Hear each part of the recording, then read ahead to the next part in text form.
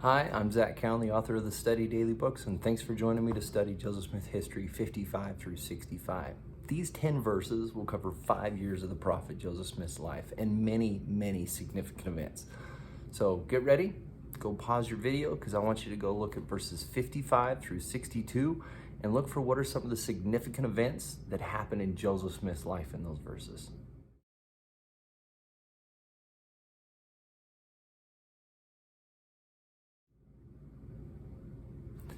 Hey, welcome back.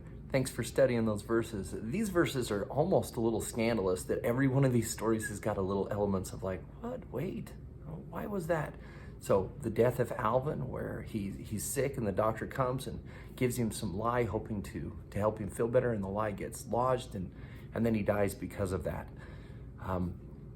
The important thing about Alvin, though, is he is Joseph's firm rock. Hiram's going to become that, but Alvin was the person early on in Joseph's life that encouraged him. In fact, before he died, Alvin pulled Joseph in and he said to him, I want you to do whatever it takes to get the plates. Be a good boy.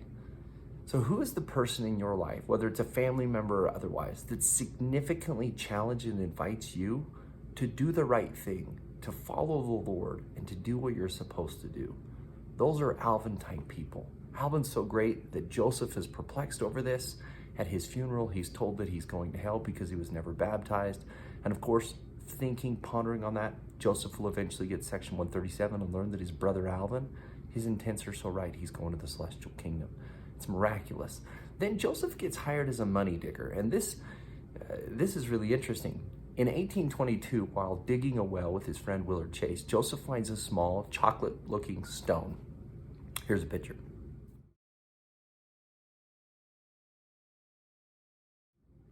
Now, Joseph would use this stone. He found that if he looked at it, he could find lost objects. This is a spiritual gift Joseph has. He can see things that other people can't. Thus, he's a seer.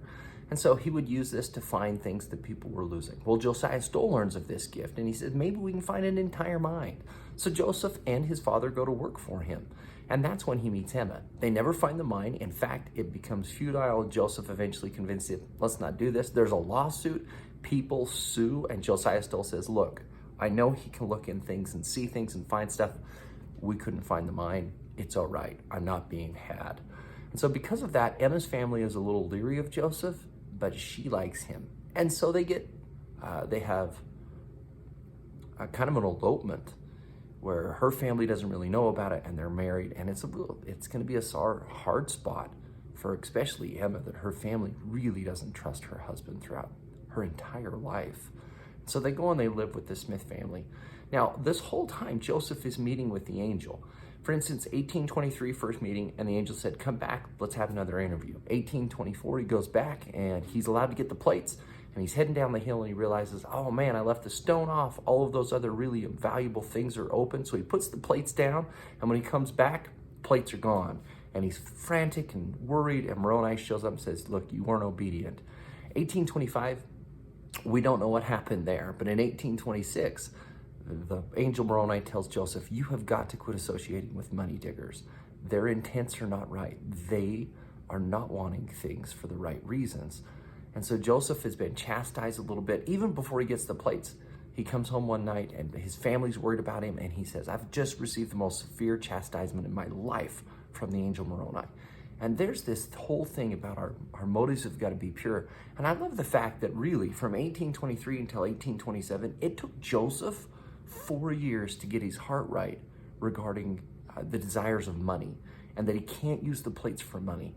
I love that it takes a little while for him to purge it out. So if you've got something you've been struggling with for years, that's Joseph. And God's not done with you. He'll continue to work with you to help you get it. Well, all of these money-digging friends that Joseph had, these treasure seekers he hung out with, they all knew Joseph went every year, September 22nd. So they were kind of waiting for him to get the plates. They had plans to ambush him. So Joseph decides with Emma to do something totally radical. He goes right after midnight, early in the morning on September 22nd. They borrow a coach from Joseph Knight. They go up, and they're able to get the plates, and they come down, and Joseph, when he comes into the house, he's way more excited about the Urim and Thummim than he is the plates. He can't understand the plates. They don't do anything. But the Urim and Thummim, he can see into them. much like his seer stone, and see incredible things.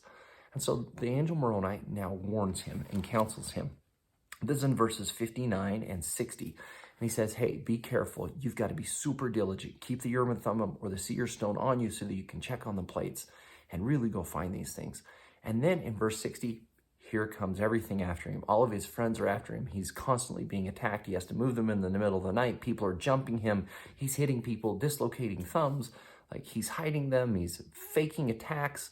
All kinds of things as people are trying to get these from him. And it's his friends or his supposed friends. Remember all of those like follies and weird society that he was hanging out with? They are now coming after the plates. And so God helps Joseph protect him. That's the promise in verse 59. If you will go to the Lord, he'll help you. I had a friend point out a really incredible thing. He said, sometimes when I read these verses, especially verse 60, I don't think about the plates because I don't have them. I think about the sacred things that God has given me. And his example, he used children. He talked about as soon as people knew I had children, everything came after them to try to get them from me, to try to pull them from me. Well, the same is true with covenants. The same is true with spiritual gifts. The same is true with any sacred thing that we have. That as soon as it is made known to the world that we have them, here come people to get them. And we have got to be on guard to keep those things safe. But if we will go to the Lord, he will provide us gifts and guidance of what we need to do to keep them safe. He has given us the Holy Ghost, just like Urim and Thummim, to help guide us into safety. It's during this time of them coming after the plates, Joseph really hasn't had any time to learn how to translate, that this really great line is given. In verse 61, it says, we found a friend, meaning Martin Harris, and he comes to their aid. I love these few verses because it talks about how important family is, and it talks about how important friends are. And if you've never had a friend that's come to your aid in a time of need, they're life-saving, but I have. All right, the next few things then is Martin Harris is a little leery about Joseph, and Joseph won't let him see the plates. Martin wants to invest and to help Joseph and give him time, pay for some things so that he can translate. Martin's wife, Lucy, is really not a fan, even though she wants to see the plates. And one night, the angel Moroni even appears to her and shows her the plates in a dream, but it's not enough. So she believes Joseph's kind of a scoundrel. And Martin comes and that Joseph has copied down a few characters. There's a little bit of translating, but they're wondering, is there an easier way? Because Joseph really doesn't know how to translate yet. So Martin and Joseph, we are not sure whose idea it is, but they take some characters to New York to be looked at by scribes. And this even fulfills an ancient prophecy. So go ahead and pause the video and check out verses 63 through 65, and also Isaiah chapter 29, verses 11 and 12, for the event that happened in Martin Harris's own words, and the prophecy that both Joseph and Martin believed that this fulfilled.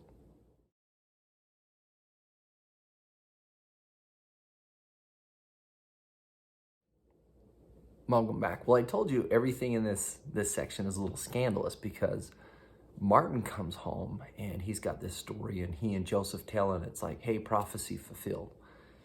And we even have this transcript that we think may be the Anthon transcript. It's called the Anthon transcript.